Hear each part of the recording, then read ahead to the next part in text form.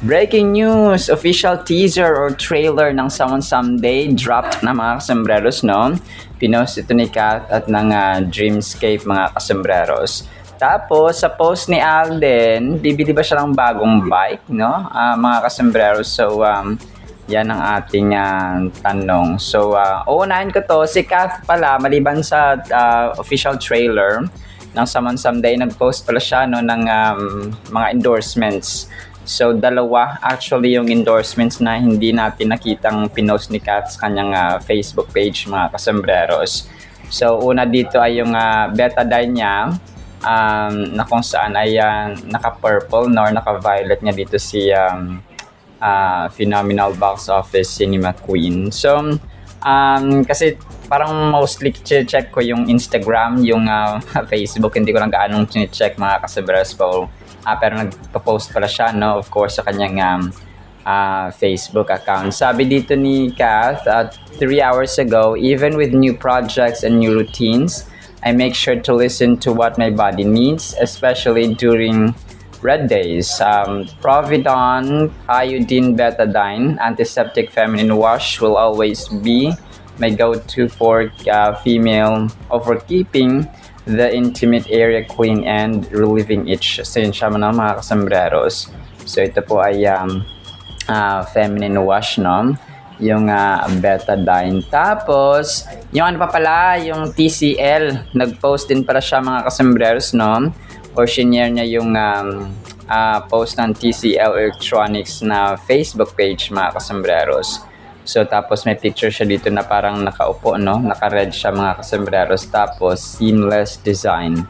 Sabi dito ay, actually 3 days ago pa to, no? Kagabi ko lang nakita. Turn every memory into a masterpiece with its ultra slim, seamless design and premium QD mini LED display. The TCL A400 series brings your favorite moments to life, beautifully displayed in every frame. So, yun yung kanyang caption, no? Mga kasembreros and mga Kathinatics. Tapos, si Tisoy naman, may pinost ang isang admin dito na naka-white and green si Soiti. Parang tumatakbo si Soiti dito. Hindi ito yung video niya kahapon na pinost mga kasembreros sa kanyang Instagram. Parang part yata ito ng Dr. O Skin Lab. Kung hindi ako nagkakamali mga kasembreros na title na brand endorsement niya na yun pinost niya nung nakaraan mga kasembreros. So naka-white dito of course, no, poging-pogi at fresh na fresh si Phenomenal Box Office Cinema King sa kanyang aura dito. So parang ano lang to, parang yung random shots mga kasembreros. So 8 hours ago, daming likes 268 reactions. So good morning Alden Richards, good morning A-Team, happy Wednesday everyone. So kahapon ito pinost, no, ng AR Troopers 02 mga customers. Tapos nag-post pala si Alden sa kanyang Instagram nung ribbon cutting nila, no, sa Benlay mga kasembreros sa SM Mall of Asia. So dito ay kasama niya yung mga bossing, no, ng dito rin pala si Benchan, no, mga kasembreros. So kung kaya si Sir Benchan niya, ito na may-ari ng bench. So siguro collaboration nag-collaborate din siguro sila, no, ng international brand na ito mga kasembreros. So parang ano lang ito, no, isang litrato ng mga bossing kasama si Alden mga kasembreros. So naka-casual attire lang si Alden mga kasembreros, no. Tapos yung iba ay naka full tuxedo and then naka-formal attire. Pero yun, naka-long sleeve naman si Soiti mga kasembreros. Kung kaya dito ox lang yan. ox lang yan mga kasembreros. Si Phenomenal Box Office Cinema King. Tapos gusto ko tong pinost ng isang admin mga kasembreros, no? Parang maka-cut din siya mga kasembreros. Or pinagpipilian pa pala, no, kung sino ang mas nakakakilig.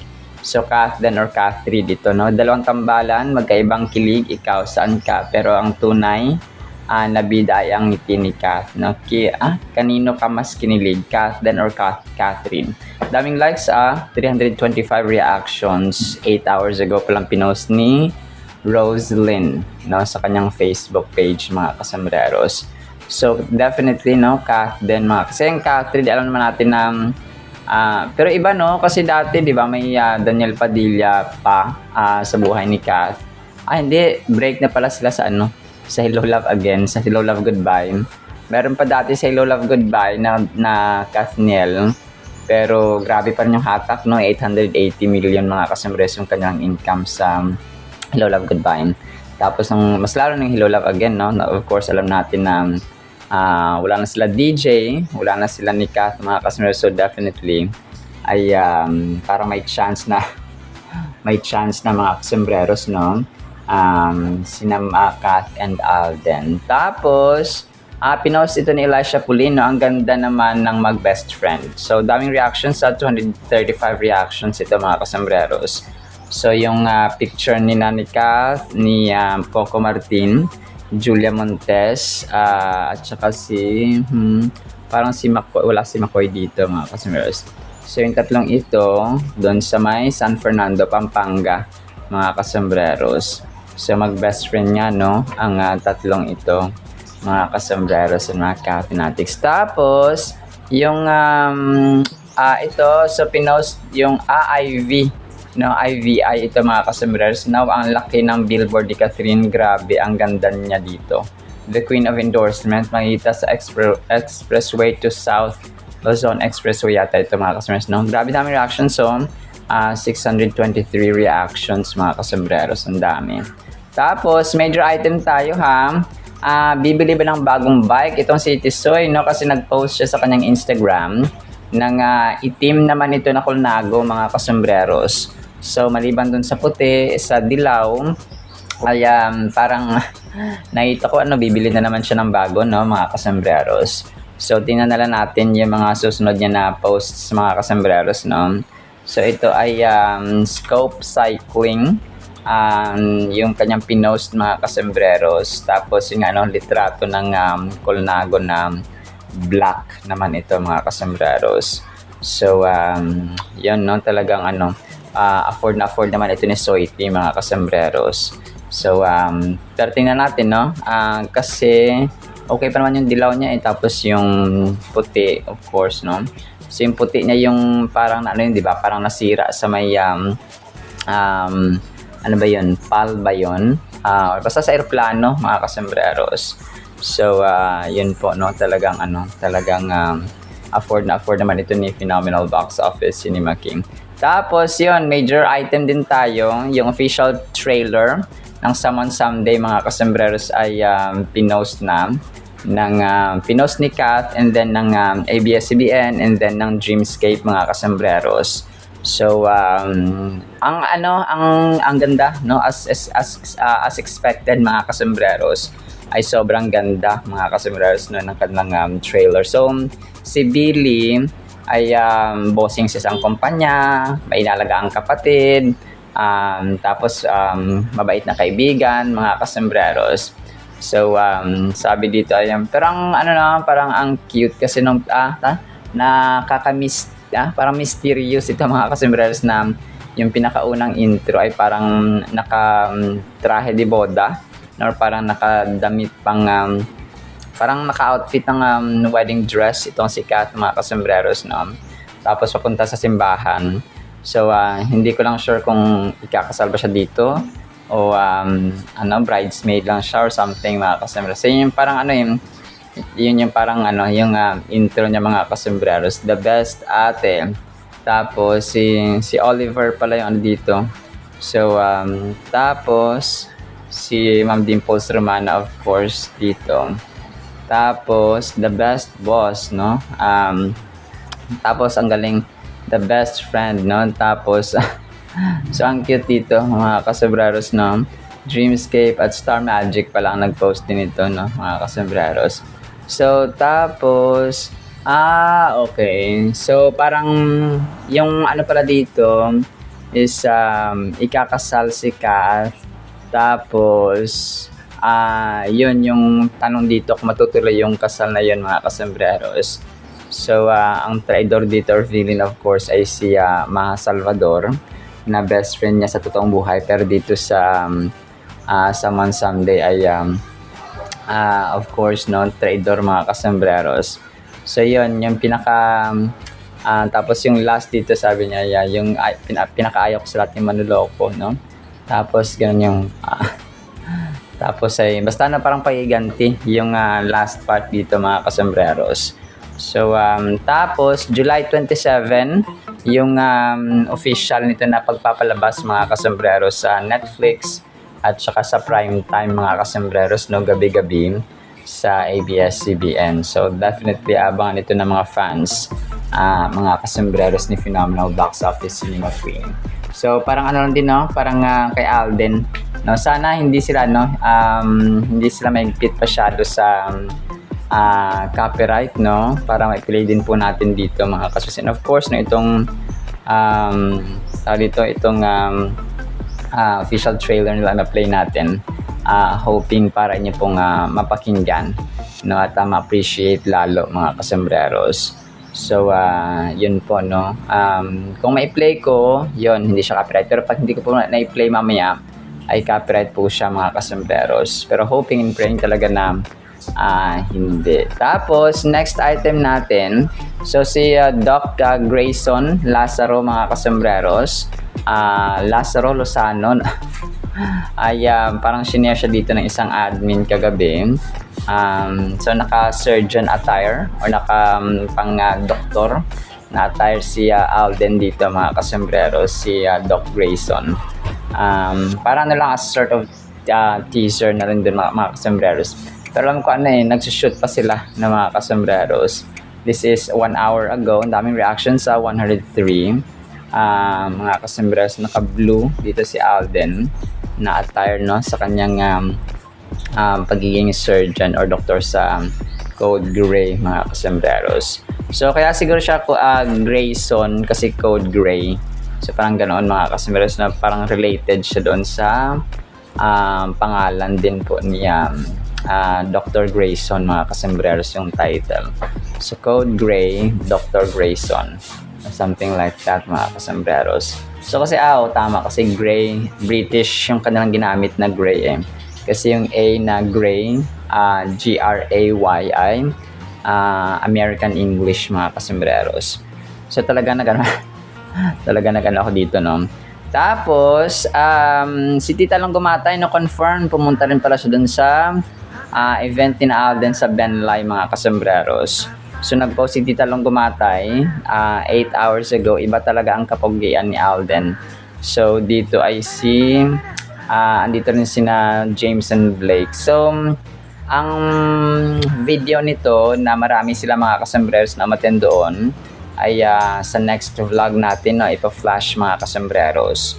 So, pero in the meantime, yan lamang sa mga Kathleen items natin, no. Tapos, papakinggan natin itong video kung hindi po siya makapiright, mga kasembreros. Tapos, pakinggan natin ang salita ng Panginoon, ha. Isang word of God na lang po, ha, tayo bawat araw, mga kasembreros, para hindi po kayo maumay. So, yun po. Isang pinagpalang araw po, ha.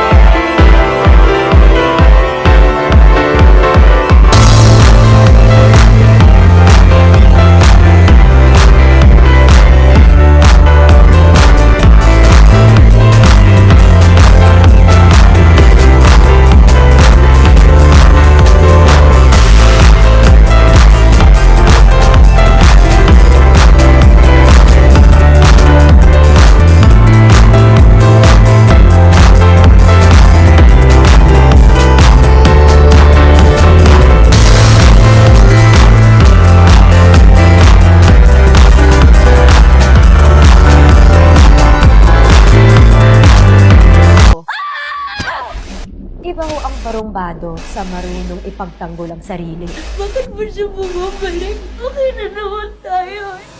Asia Superstar is back. on Prime Time. Ang pagmamahal ay ibibigay lang natin sa tamang tao. Someone Someday. Ngayong July 27 na. Sobrang ganda ng ating Word of God mga kasembres. Ang title natin ay Pitong Haligi. Bakit kaya no? Proverbs chapter 9 verse 1, Wisdom has built her house. She has made 7 pillars to hold it up. So, 7 haligi mga kasembres or pillars. So, yung mga pillars na ito ay foundations. Kumaga pa ito yung pinaka humahawak, nagpapatibay mga kasembreros or nagsistrengthen sa bahay, no?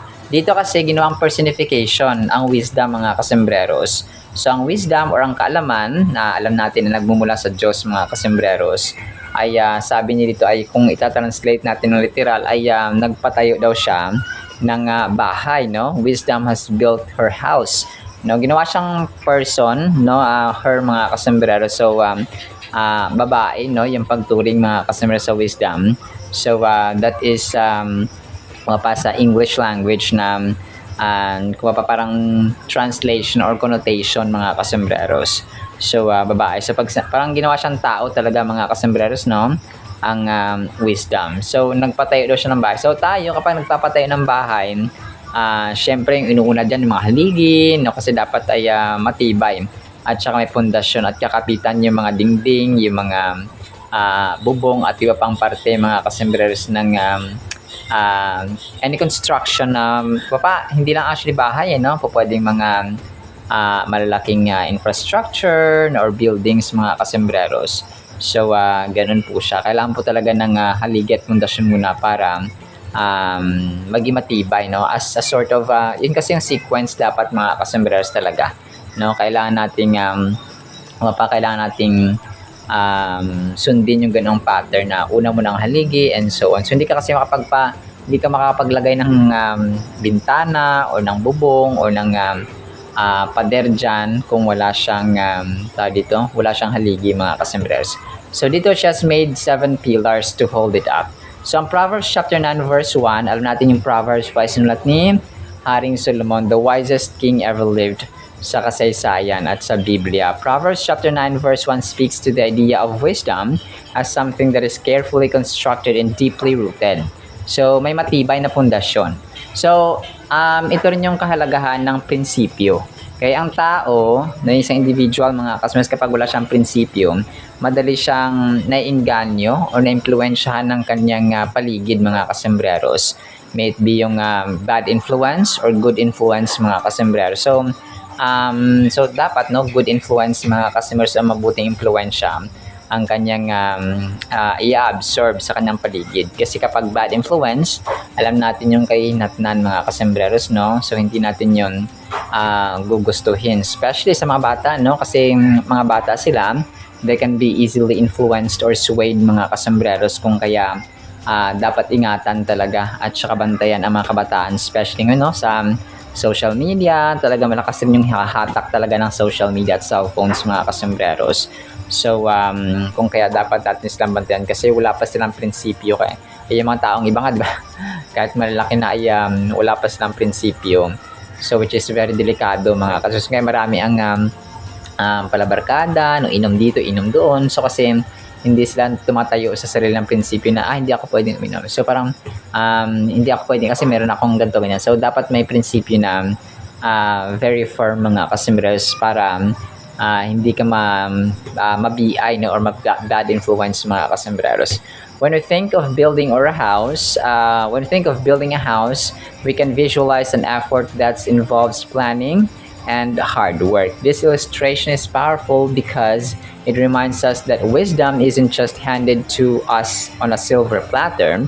We need to seek it out and cultivate it with intention. So, yung wisdom daw, hindi lang siya ibibigay sa'yo na, ayan, nasa isang malaking plato, ibibigay sa'yo at saka i-absorb mo agad. So, hindi po.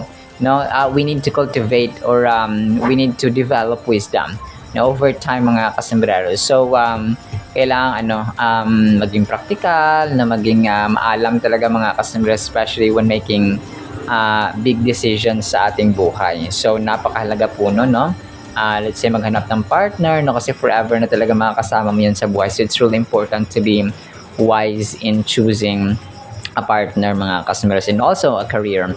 The verse shows us how wisdom has created a firm foundation, represented by the 7 pillars, which indicates stability and strength. So ang tao daw, kapag may wisdom, ay malakas, no? Sabi dito ay stable at saka strong siya, mga customers, kapag may 7 pillars. Ibig sabihin ay malakas, no? At saka hindi siya immovable siya, mga kasembreros, because of that 7 pillars or principles, no, na equivalent itong 7 pillars ay prinsipyo, no? Kapag ang tao may prinsipyo, so hindi siya madaling ma-impluwensya ng mas o ng kasamaan sa paligid niya, mga customers. The concept of 7 pillars signifies completeness in biblical literature.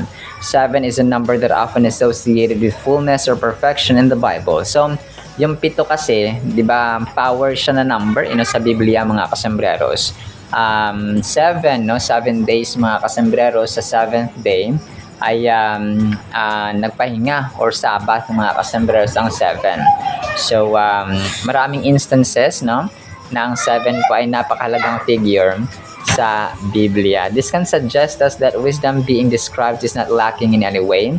It covers various aspects of life and helps us to navigate through the complexities we face daily. So, kapag ang tao, pansin natin, kapag yung taong maalam, yung taong may idea, may strategy, mga kasembreros, ay nakakatayo sila, no? Kung nagiging resilient sila sa problema sa buhay, kapag may kinakaharap sila, mga kasembreros, na mga problema. Wisdom, therefore, is a comprehensive guide that equips us to make the right choices. So, yun, kagaya na mention natin kanina, mga kasembreros, ay we have to make right choices. As we ponder our own lives, let us think about how we are building our own houses of wisdom. Are we laying down strong foundations? Are we putting in the effort to understand those 7 pillars that will sustain us through life's challenges? So, ang dito, kunwari sa bahay, kapag hindi siya founded ng Holy Bible, kapag hindi siya founded ng salita ng Diyos, mga kasembreros, ay ang tendency yung pamilya magulo. No, hindi siya founded sa love. Kasi kung founded siya sa Holy Bible, sa Panginoon, mga kasembreros, ay founded din siya sa pag-ibig, sa pag-uunawaan, sa pagtutulungan, sa pagpapangbaba ng loob, mga kasembreros, and so on. So, ganun po siya. Through this understanding, we can see how wisdom is not just for the few, but for all of us. It belongs to those who earnestly seek it. This thought can be comforting. Anyone can pursue wisdom and build their own pillars. Lady Wisdom is waiting for each of us to come and partake in the nourishment she provides. So, libre. No, kung magpang wisdom ay nag-aantay lamang, mga customers, but we need to work it out. No, kailangan magbasa tayo ng Biblia una sa lahat, no? Matakot tayo sa Diyos, no? Mahalin natin ang Diyos, mga kasembreros, and of course, yung salita niya, and then research, mga kasembreros. So, pwede kasi tayong maging knowledgeable, maging intellectual or intelligent, mga kasembreros, na wala tayong wisdom. Pero we can't be wise, or hindi pwedeng may wisdom tayo pero wala tayong knowledge or understanding.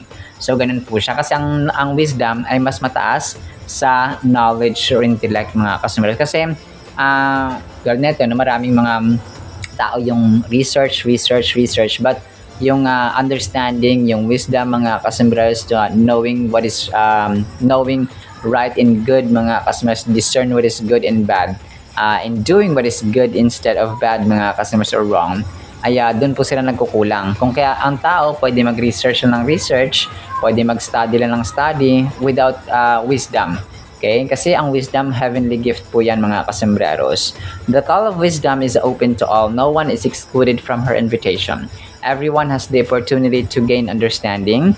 Therefore, we can create an environment where we actively pursue wisdom in our interactions. Surrounding ourselves with wise people and digging deep into learning opportunities can significantly impact our growth. So, palibutan natin yung ating mga sarili, yung ating buhay, mga kasembreros, na mga taong matatalino din, so that tayo rin po ay magiging maalam or pantas, mga kasembreros.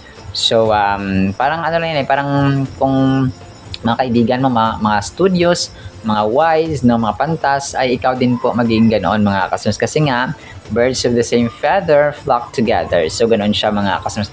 Hindi pwedeng yung mga tropa mo manginginom, ikaw hindi ka manginginom. So, talaga may influensyahan ka nila because mga tropa mo nga sila mga kasembreros. So, isa pang lesson na dapat natin matutunan dito ay yung kahalagahan ng lesson, lesson learned mga kasembreros sa experiences natin sa buhay. So, wisdom is often gained through navigating ups and downs. Each moment contributes to building our house of wisdom. Recognizing that each lesson learned brings us one step closer to completing our structure encourages us to view challenges positively. So, ganun siya mga kasembreros, no? Kailangang i-view natin yung buhay na may kaalaman mga kasembreros or may wisdom. So, madagamit din natin yan sa pag-apply natin sa ating mga anak, sa ating buhay in general mga kasembreros. And, of course, no, sa mga relationships na dapat nating pinapalago din po mga kasembreros. Alright, sinama sa ating Word of God ha, na papagpalaan po tayo ng pag-ibig, pananampalataya, pag-asa, and of course wisdom mga kasembreros, na may firm principles and 7 pillars mga kasembreros. In the mighty, holy, sweet, magnificent name of the Lord Jesus Christ, we pray with the communion of the Holy Spirit of the living God. And everyone said amen and amen. See you sa next segment mga kasembreros, and paalam po. I love you.